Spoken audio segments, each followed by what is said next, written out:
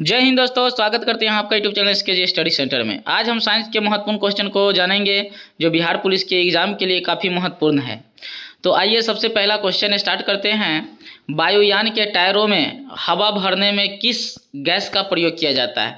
देखिए, वायुयान जो होता है जिसको हम जहाज कहते हैं, जहाज जो होता है उसमें उसके टायर जो होता है उसमें कौन सा गैस भरा जाता है? तो हीलियम गैस जो है भरा जाता है। उसके बाद नेक्स्ट है, सिंदूर का रासायनिक नाम क्या है? तो देखिए, सिंदूर का रासायनिक नाम है मर्क्यूरिक सल्फाइड। मर्क्यूरिक सल्फाइड, इसको एक और नाम से भी जाना जाता है, उसका नाम है बर्मिलियन।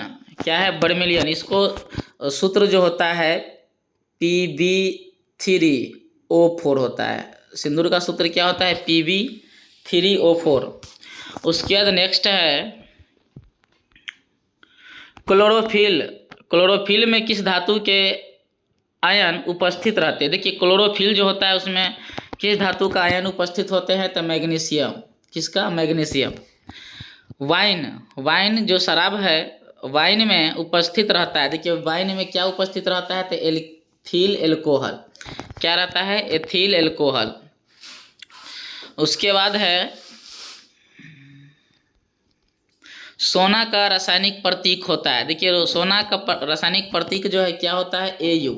इसको हम प्राकृतिक में ये स्वतंत्र रूप से पाया जाता है। उसके बाद है रासायनिक दृष्टि से चीनी क्या होता है? देखिए, रासायनिक दृष्टि से चीनी जो है सुक्रोज है। क्या है? सुक्रोज है। बर्फ के साथ नमक को मिलाने पर इसके गलनांक पर क्या प्रभाव पड़ता है? देखिए, बर्फ जो है उसको नमक के साथ अगर मिलाते हैं तो उसके गलनांक पर क्या प्रभाव पड़ता है? तो कम हो जाता है। गलनांक क्या हो जाता है? कम हो जाता है।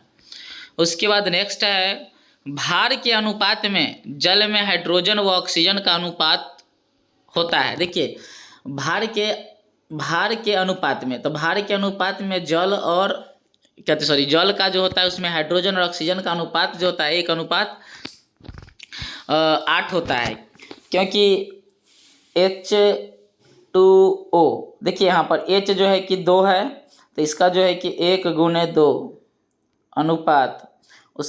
इसका जो भार होता है, ऑक्सीजन का भार होता है 16 होता है। कितना होता है? 16।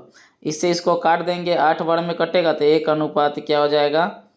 8 हो जाएगा। ये इसका क्या है? भार का अनुपात है।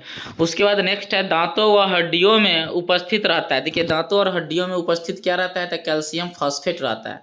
क्या रहता है? Calcium phosphate. उसके बाद नेक्स्ट है, चमकीले विद्युत विज्ञापनों में किस गैस का प्रयोग किया जाता है? देखिए, किस गैस का प्रयोग किया जाएगा रे बाबू? तो नियॉन का। किसका? नियॉन का। नियॉन जो होता है एक अक्रिय गैस है। उसके बाद नेक्स्ट है, सिक्का किस धातु का बना होता है? देखिए, सिक्का जो होता है किस धातु का बना होता है? तो तांबा और टीन का बना होता है, जिसमें तांबा का परसेंट जो है 88% है और 12% है टीन का। उसके बाद नेक्स्ट है, सौर सेलों में निर्माण में प्रयुक्त होता है। देखिए, सौर सेल का जो निर्माण होता है उसमें क्या प्रयुक्त होता है? तो सीजियम प्रयुक्त होता है। सीजियम का उपयोग यहाँ पर किया जाता है। उसके बाद नेक्स्ट है, लोहे के चादरों पर जस्ते की परत चढ़ाने की प्रक्रिया को क्या कहते हैं? देखिए, लोहे के चादर है उस पर हम जस्ता के परत क्या कर रहे हैं? चढ़ा रहे हैं। तो उस प्रक्रिया को क्या कहेंगे? हम गैल्वेनीकरण कहेंगे। क्या कहेंगे? गैल्वेनीकरण। क्योंकि ये परत चढ़ाया जाता है जंग से बचाने के लिए। जर्मन सिल्वर किसका मिश्रण है? देखिए, जर्मन सिल्वर जो होता है ये जस्ता और निकल का क्या होता है? मिश्रण होता है।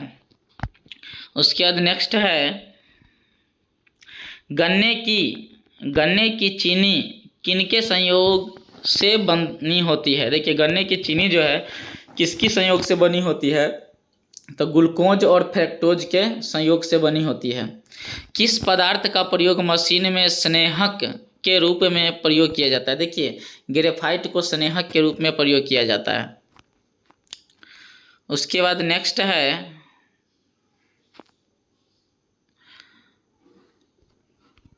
किस खनिज को बेवकूफ का सोना के नाम से जाना जाता है? ये जो है आयरन पायराइट या आयरन सल्फाइड को बेवकूफ के सोना जाना जाता है के नाम से। उसके बाद है हवाई जहाज को बनाने में कौन सा फाइबर का प्रयोग किया जाता है। देखिए हवाई जहाज जो होता है उसको बनाने में कौन सा फाइबर का उपयोग किया जाता है, तो कार्बन फाइबर। क्या है, कार्बन फाइबर। उसके बाद नेक्स्ट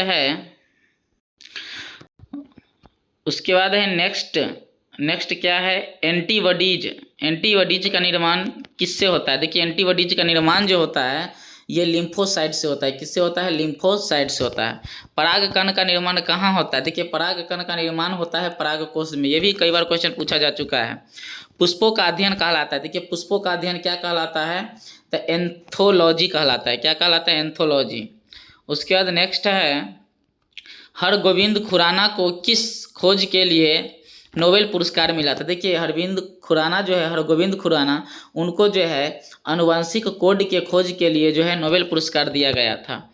भोजन का ऊर्जा में परिवर्तन कोशिका के किस भाग में होता है, तो माइटोकॉन्ड्रिया में होता है। किस में होता है, माइटोकॉन्ड्रिया में होता है। भोजन का ऊर्जा में परिवर्तन कोशिका के किस भाग में होता है, तो माइटोकॉन्ड्रिया में। उसके बाद नेक्स्ट है प्रोटीन संश्लेषण कहाँ होता है। देखिए प्रोटीन संश्लेषण जो होता है कहाँ होता है, तो राइबोसोम में होता है। क्या होता है, राइबोसोम में होता है। विश्व स्वास्थ्य संगठन WHO का मुख्यालय कहाँ है, तो जनेवा में है। कहाँ है, जनेवा में है। वर्ल्ड हेल्थ ऑर्गेनाइजेशन इसका मुख्यालय है जनेवा में। उसके बाद है नेक्स्ट पादपों में जल के परिवहन कार्य कौन करता है। देखिए जल का परिवहन कार्य जो है पादप में कौन करता है, तो जाइलम के द्वारा होता है। किसके द्वारा, जाइलम के द्वारा। अंकुरण के लिए किन किन प्राकृतिक संसाधनों का होना जरूरी है। तो देखिए अंकुरण जो होता है, कोई भी अनाज अंकुरता है किस किस चीज़ का होना जरूरी होता है, तो सबसे पहले तो हवा होगा, पानी होगा, अनुकूल ताप होगा, तब जाके क्या होगा, अंकुरण होगा। उसके बाद नेक्स्ट है आलू का कौन सा भाग खाने योग्य होता है। देखिए आलू का कौन सा भाग खाने योग्य होता है, तो ताना जो है खाने योग्य होता है। उसके बाद गेहूं के आटे में किसे मिलाने से डबल रोटी लचीला और कोमल हो जाती है, तो ईस्ट के मिलाने से क्या होता है, नरम और लचीला हो जाता है। उसके बाद है लीवर में भविष्य के लिए कौन सा विटामिन भंडारित होता है, तो भंडारित होता है कौन, विटामिन ए। वह पौधा जो ऑक्सीजन की अनुपस्थिति में शोषण कर सकता है। देखिए कौन सा पौधा जो है कि ऑक्सीजन अगर नहीं भी रहेगा तो भी क्या कर लेगा, वो शोषण कर लेगा, तो क्लोरेला एक पौधा है जो अगर ऑक्सीजन नहीं भी रहेगा तो क्या कर लेगा, ये शोषण कर सकता है। उसके बाद नेक्स्ट है हमारे जीव का वह भाग जो मीठा स्वाद बताता है, तो कौन सा भाग जो है कि जो मीठा स्वाद बताता है, तो अग्रभाग।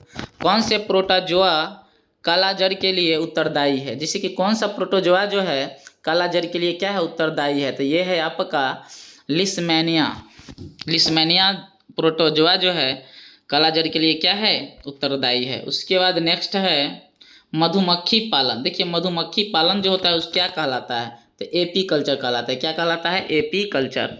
पीयूष ग्रंथि कहाँ पाई जाती है। देखिए पीयूष ग्रंथि जो होता है मस्तिष्क में पाया जाता है। इसको प्यूटेटरी ग्रंथि भी कहा जाता है। उसके बाद है नेक्स्ट है आपका धमनी में किस प्रकार के रक्त का परिवहन होता है। देखिए धमनी जो होता है उसमें किस प्रकार के रक्त का परिवहन होता है, तो शुद्ध रक्त। अगर ये वीडियो आप लोग को अच्छा लगे तो like and subscribe and share कीजिए। जय हिंद।